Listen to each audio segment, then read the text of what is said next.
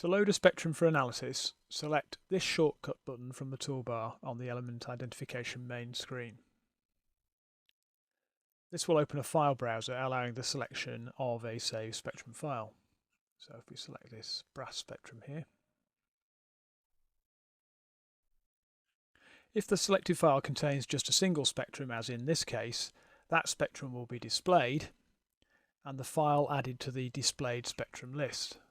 Just got brass here. If, however, the file contains more than one spectrum, as denoted by the addition of an S suffix to the file name, so we'll select one of those, then the first spectrum in the file will be displayed, denoted by S1 in the plot legend, and the root file name will be added to the displayed spectrum list. In this instance, we can use the spectrum number to map control to display the other spectra in the file. And we can see as we cycle through the spectrum number to map, the plot legend here is updating and the spectrum will update as well.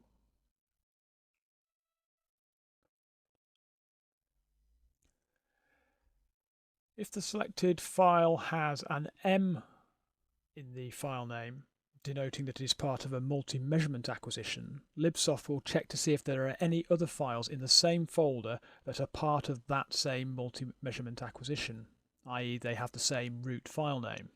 So if we select the first of these,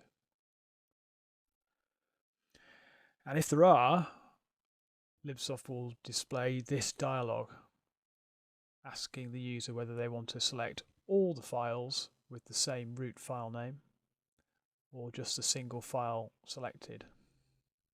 If the user chooses to load a single file, the software will behave as just described. However, if the user chooses to load all files, then each of the files will be added to the displayed spectrum list. So if we select all,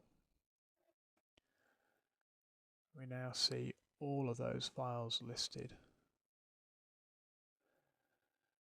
But the first of them will be displayed. The file displayed can then be selected from the list.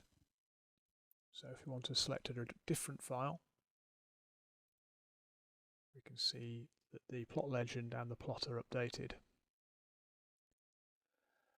We can also use the green arrows either side of the display spectrum control to move forwards